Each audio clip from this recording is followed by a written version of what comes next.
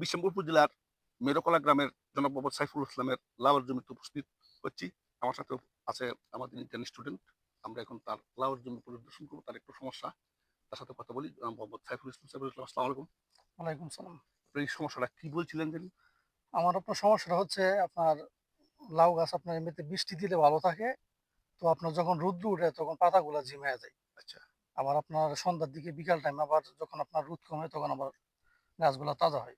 আচ্ছা, এটা হচ্ছে আর মাঝে, মাঝে আপনার পাতা পুরা দেখা যাইতেছে, আপনার পাতাগুলো স্পট হয়ে যাইতেছে।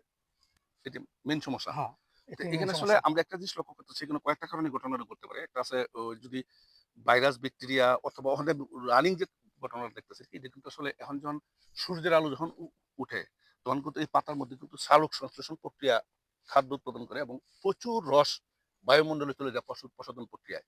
তখন কিন্তু এই গাছের শিকড়গুলো পর্যাপ্ত পরিমাণ রস সরবরাহ করতে না পারলে রোদ থাকাকালীন সময় পাতাটা নেফায়া যায়। বুঝতে পারলাম বিষয়টা? জি। আবার যখন রোদ শেষ হয়ে যাবে, নরমাল পজিশনে চলে যায়। তাইলে কি আমাদের মাটি থেকে রসটা গাছে কন্টিনিউ করতে পারতেছে না, এই জন্য একটা ব্যাঘাত ঘটতেছে। এই ব্যাঘাতের জন্য আমরা কয়েকটা কাজ করতে পারি। যে অলরেডি মালচিং করা আছে। তা আমরা এখন যদি শিকড়গুলি কিছু আক্রান্ত থাকে, আমরা নতুন শিকড় গজায় এরকম। আপনার গুড়ার মধ্যে আক্রান্ত আছে। আপনার গুড়ার মধ্যে আপনার পচা দেখা গেছিল অনেক যাক, মাঝখানে। একটা পচনের একটা মোস্ট ইম্পর্টেন্ট দিক, যদি আমরা ফসফেট জাতীয় সার খুব বেশি ব্যবহার করি, যেমন মিশ্র সার, ডিএপি সার, ওইটা আমার এরপরে মাঝখানে ব্যবহার করা হইছে। এতে কিন্তু শিক্ষলতা থাকবে মাস্ট। এটা কিন্তু আমাদের সবজি চাষীদের বারবার বলি যে আমাদের ফসফেটের তুলনায় পটাশের পরিমাণটা বাড়াইতে হবে, ব্যালেন্স।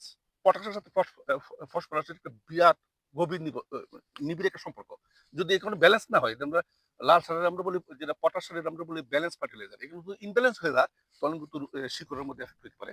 তা আমাদের লক্ষ্য রাখতে হবে আমরা যেন মিশ্র বা ডিপি এগুলো সাবধানে কম ব্যবহার করি। আর পারতপক্ষে আমরা যদি কোনো লাগে ফসফেট ব্যবহার করবো, এবং যে পরিমাণ ফসফেট জাতীয় সার ব্যবহার করছি এর চেয়ে কিছু না কিছু বেশি লাল সার ব্যবহার করবো। মাস্ট আপনার এই সবজি জাতীয় ফসলের মধ্যে কোনো প্রবলেম থাকবে না। এটা দুর্বলতা বলা চলে। আপনি ট্রায়াল করে দেখবেন। যদি আজকে আপনি এই ঘটনাটা ঘটছে, পরবর্তী ফসলের জন্য আর না ঘটে। আপনি একবার ঠকেন, বারবার যেন না ঠকেন। আমি কি বুঝাতে পারলাম বিষয়টা? জি, বুঝতে পারছি। অবজারভেশন রইল। আমি আবারও আসবো। ধন্যবাদ।